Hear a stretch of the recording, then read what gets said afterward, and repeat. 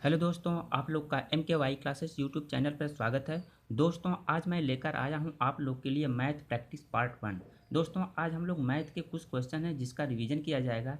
जो ये क्वेश्चन है ये हम लोग के यूपी पेट, यूपी बीएड इंट्रेंस एग्ज़ाम और जो है टेट, सुपर टेट में सभी कॉम्पिटिटिव एग्ज़ाम में पूछे जाने वाले या पूछे गए ये क्वेश्चन हैं। तो चलिए दोस्तों, हम लोग देर ना करके क्वेश्चन पे चलते हैं। आइए देखते हैं पहला क्वेश्चन। कह रहा है कि किसी आयताकार खेत का विकर्ण 17 मीटर है तथा परिमाप 46 मीटर है, तो खेत का क्षेत्रफल ज्ञात कीजिए। दोस्तों, यहाँ पे हमें दो चीज़ दिया है, विकर्ण दिया है 17 मीटर और परिमाप दिया है 46 मीटर। दोस्तों, और क्या पूछ रहा है? क्षेत्रफल पूछ रहा है। दोस्तों, इन तीनों में एक संबंध होता है, इन तीनों में एक संबंध होता है, किसमें किसमें? पैरामीटर यानी परिमाप में, और जो है डायगोनल यानी विकर्ण में, और जो है क्षेत्रफल यानी एरिया में। इन तीनों में संबंध होता है और इन तीनों के संबंध का एक फार्मूला है, इसको आप लोग याद रखिएगा। जिसको इसका फार्मूला है पी स्क्वायर बराबर 4d² प्लस 8a। यानी इसके कहने का मतलब ये हुआ कि पैरामीटर का स्क्वायर यानी परिमाप का वर्ग बराबर होता है विकर्ण के वर्ग के 4 गुने के और प्लस क्षेत्रफल के 8 गुने को। क्षेत्रफल का 8 गुना और विकर्ण के वर्ग का 4 गुना जोड़ दिया जाए तो ये परिमाप के वर्ग के बराबर होता है। दोस्तों, ये तीनों का रिलेशन है, इस संबंध को आप याद रखिए और इससे आप पूरे धड़ल्ले से इसका आंसर निकाल सकते हैं। चलिए आइए देखते हैं। अब देखिए, हमको पी यानी परिमाप पता है 46 है, तो 46 का वर्ग इक्वल टू 4, डायगोनल यानी विकर्ण हमको पता है 17, तो 17 का वर्ग हो जाएगा प्लस 8। एरिया यही पूछ रहा है हमको, क्षेत्रफल यही पूछ रहा है, तो यानी ये हमको निकालना है।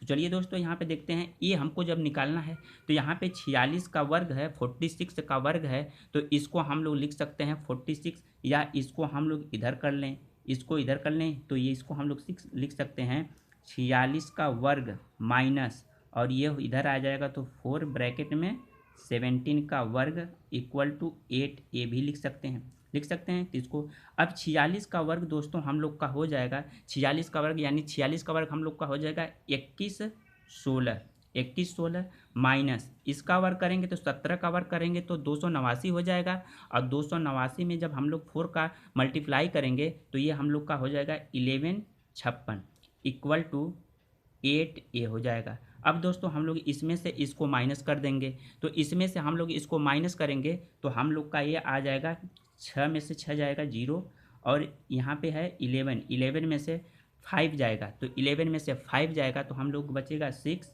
और यहाँ पे बचेगा फिर जो है 1, 1 में से मतलब कि यहाँ पे 0 कुछ नहीं, यानी 10, 10 में से 1 जाएगा 9, यानी 9 बच जाएगा इक्वल टू 8a। तो यहाँ से हम लोग का यानी a बराबर यही एरिया पूछा है, तो 960/8 हो जाएगा, 8 हो जाएगा। और इसको जब हम लोग काटेंगे तो ये आ जाएगा हम लोग का 8 × 8, 8 दूना की 16, 120 वर्ग मीटर। यानी हम लोग की जो क्षेत्रफल है वो कितना आ जाएगा 120 वर्ग, क्योंकि ये मीटर में दिया है तो वर्ग मीटर लिखेंगे, ठीक ना। तो 120 वर्ग मीटर। चलिए दूसरे क्वेश्चन पे देखते हैं। दूसरा क्वेश्चन कह रहा है दोस्तों कि निम्नलिखित में कौन सा कथन सही है। निम्नलिखित में कौन सा कथन सही है, इसमें यह बताना है। तो कह रहा है कि सबसे छोटी अभाज्य संख्या 1 है। नहीं दोस्तों, सबसे छोटी अभाज्य संख्या 2 होती है, तो यानी ये ऑप्शन गलत है। सबसे छोटी अभाज्य संख्या क्या होती है? 2 होती है, जबकि ये लिखा है 1, तो ये इसका मतलब ये गलत हो गया। कोई सम अभाज्य संख्या नहीं है, कोई सम अभाज्य संख्या नहीं है, तो कोई सम अभाज्य संख्या यहाँ पे लिख दिया नहीं, क्यों होती है? क्योंकि सम अभाज्य संख्या 2 है, तो इसका मतलब कि ये लिख दिया है नहीं, तो कथन हम लोग को सही ढूंढना, तो ये गलत हो गया, ये भी गलत हो गया। अब कह रहा है कि एक भाज्य संख्या विषम हो सकती है। तो कह रहा है कि भाज्य संख्या विषम हो सकती है, बिल्कुल हो सकती है। भाज्य संख्या जो है विषम हो सकती है। भाज्य का मतलब वो संख्या होता है कि जिसमें भाग चली जाए। तो जैसे मान लीजिए अगर ये 9 है तो ये विषम संख्या है और इसमें 3 से भाग चली जाएगी, तो इसका मतलब जो कह रहा है कि एक भाज्य संख्या विषम हो सकती है, बिल्कुल 9 क्या है? विषम संख्या है, और ये इसमें 3 से भाग चली जा रही है, तो ये कथन हम लोग का सही दिखाई दे रहा है। दो अभाज्य संख्याओं का योगफल सदैव अभाज्य संख्या होता है, यानी इसके कारण में दो अभाज्य संख्याओं का योगफल सदैव अभाज्य संख्या होता है। तो दो अभाज्य संख्या होती है जो स्वयं अपने ही से करती हैं। चलिए देख लेते हैं।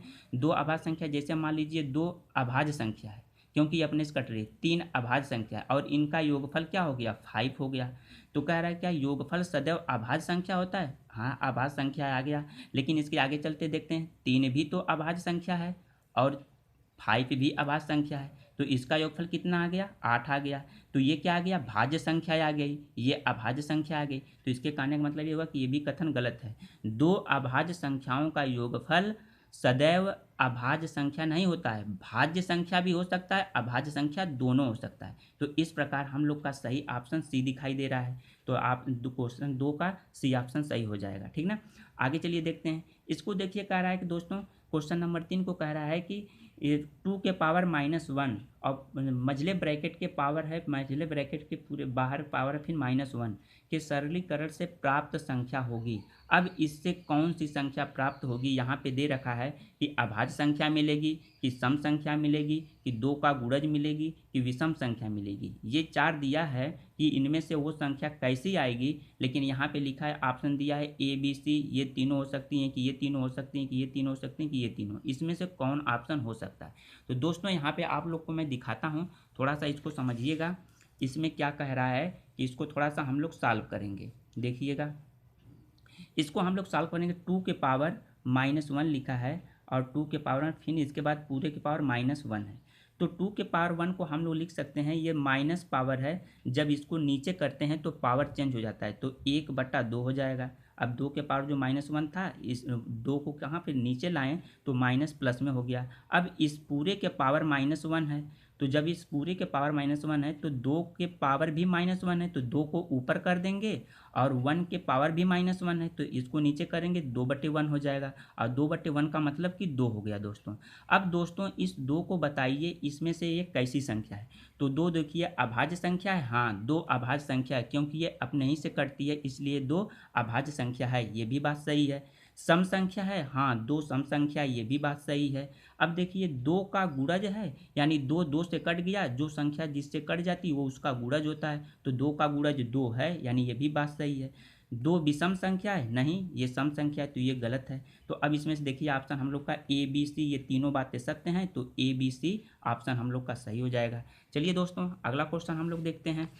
यहाँ पे लिखा है, देखिएगा, कह रहा है कि यदि a माइनस बी बराबर 5 और a² + b² बराबर 97 है तो ए बी का मान ज्ञात करना है। यहाँ पे दोस्तों ए बी का मान ज्ञात करना है, तो यहाँ से हम लोग देखिए क्या करते हैं कि हमको ए बी बराबर पूछ रहा है, तो a माइनस बी बराबर 5 दिया है, यहाँ पे हम इसके दोनों पक्षों का वर्ग कर देते हैं। क्या करेंगे, दोनों पक्षों का वर्ग, तो a माइनस बी का होल स्क्वायर बराबर 5 का वर्ग।